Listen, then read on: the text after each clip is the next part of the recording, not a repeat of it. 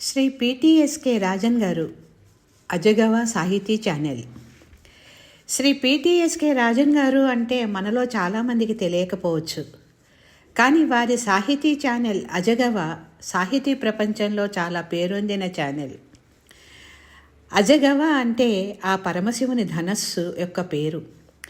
మహామహుల పరిచయాలు, వారి కవితలు, కథలు, నవలలు, మన భాషా సాహిత్యాలపై ఆసక్తి కలిగించే మరెన్నో అంశాలు ఈ అజగవ ఛానల్ అనే సాహితీ ధనువు నుంచి బాణాల్లా దూసుకువస్తాయి అని అర్థం. ఎంత అద్భుతమైన వర్ణన! 1,00,000 కంటే ఎక్కువ మంది సాహిత్యాభిమానులు ఈ ఛానల్కి ఉన్నారు. చిన్నప్పుడు అమ్మ చెప్పిన రామాయణ భారత కథలు, తండ్రి గారు రాత్రివేళ పడుకునే ముందు పాడే భాగవత పద్యాలు, నాయనమ్మ చెప్పిన జానపద కథలు సాహిత్యంతో తనకు తొలి పరిచయం ఏర్పరిచాయి అని అంటారు రాజన్ గారు.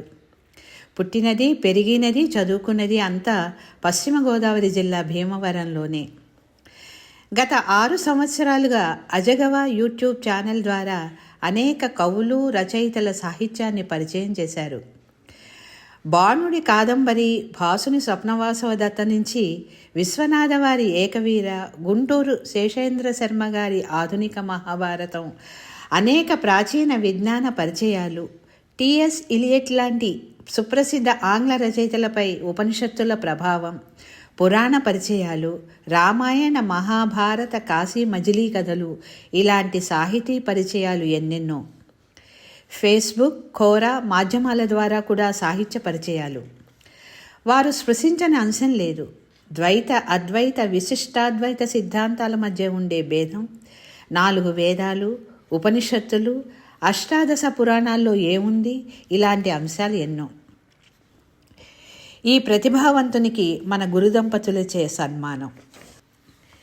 వారి అమ్మగారు శ్రీమతి లక్ష్మీ రాజేశ్వరి గారి గురించి వారు రాసిన పోస్ట్లోని కొన్ని వాక్యాలు: ఆకలి తీరాలి అంటే అమ్మ అన్నం పెట్టాలి, తెలివిగా పెరగాలి అంటే అమ్మ కథలు చెప్పాలి, ధైర్యం పొంగాలి అంటే అమ్మ భుజం తట్టాలి, ఒప్పు తెలియాలంటే అమ్మ తప్పుదిద్దాలి, దెబ్బ తగ్గాలి అంటే అమ్మ కట్టుకట్టాలి, నిద్ర పట్టాలి అంటే అమ్మ జోకొట్టాలి, ఏం చేసినా అమ్మే చేయాలి, మనం ఎంత ఎదిగినా అమ్మే కావాలి.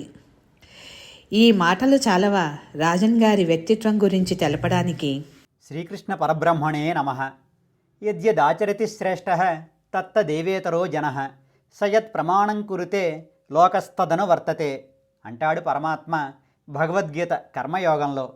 ఎత్త ఎత్త ఆచరతి శ్రేష్టః, ఉత్తముడు దేనిని ఆచరిస్తాడో తత్త ఏవ ఇతరః జనః, దానిని సామాన్యుడు కూడా ఆచరిస్తాడు. సహ యత్ ప్రమాణం కురుతే, అతడు దేనిని ప్రమాణంగా చేసుకుంటాడో లోకః తత్ అనువర్తతే, దానినే లోకమంతా కూడా అనుసరిస్తుంది. శంకర జయంతి, గురు పౌర్ణమి, గీతా జయంతి పుణ్యదినాలను తమ ఆర్ష విద్యా తరంగిణి సంస్థ ఆధ్వర్యంలో ఇలా వేడుకగా జరుపుతూ చిన్నపిల్లలను కూడా ఇందులో భాగం చేస్తూ ధర్మ ప్రచారకుల్ని సత్కరిస్తూ సనాతన ధర్మ ప్రచారం ఎలా చేయాలన్న విషయంలో మనందరికీ ఒక దిక్సూచిగా నిలుస్తున్నవారు పూజ్యులైన శ్రీ కస్తూరి వీరరాఘవరావు గారు, శ్రీమతి రాజ్యశ్రీ గారు, శ్రీ విష్ణుప్రసాద్ గారు. వారి అభిమానానికి పాత్రుడనై ఈ సత్కారాన్ని అందుకోగలిగినందుకు ఎంతో సంతోషిస్తున్నాను. మరొక్కసారి వారికి నమస్కరించుకుంటున్నాను.